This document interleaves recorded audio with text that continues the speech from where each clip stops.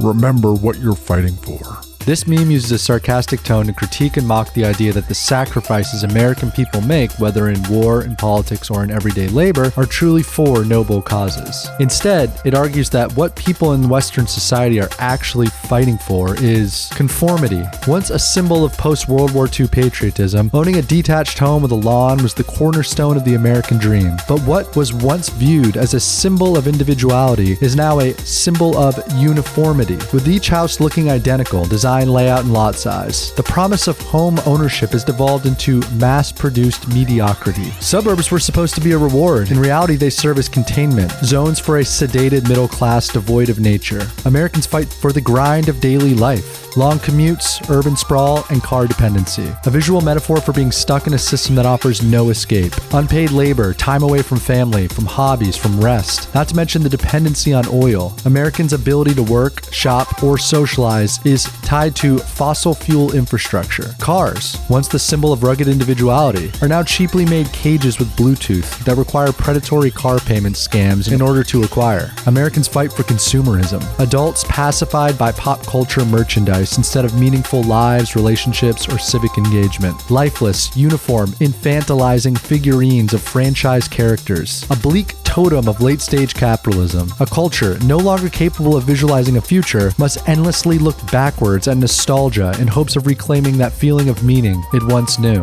And it's not just toys, it's the concept of regressing into curated fan identities instead of maturity. Many cope with economic stagnation and social breakdown by clinging to pre-packaged ideologies made by corporations or predatory scam artists. Americans fight for neglect. People in America work all their lives only to ultimately be forgotten or warehoused when they're no longer productive. Your ultimate reward for giving 65 years of your precious life to enrich the owner of your company is a room in a nursing home, which is essentially just a mirrored version of the suburbs, the next level of the Russian doll of capitalist alienation, continuing to silo one off from nature, entombing them further and further in their shrinking coffin, surrounded by all their material belongings. And so that's the theme, isn't it? From the crib to the cubicle, to the suburbs, to the nursing home, and finally to the coffin. Endlessly compartmentalized. These are not coincidences. This is the infrastructure of a worldview, one that values order, ownership, and predictability over connection, chaos, and shared life. This is what we fight for. But is it what we really want to fight for?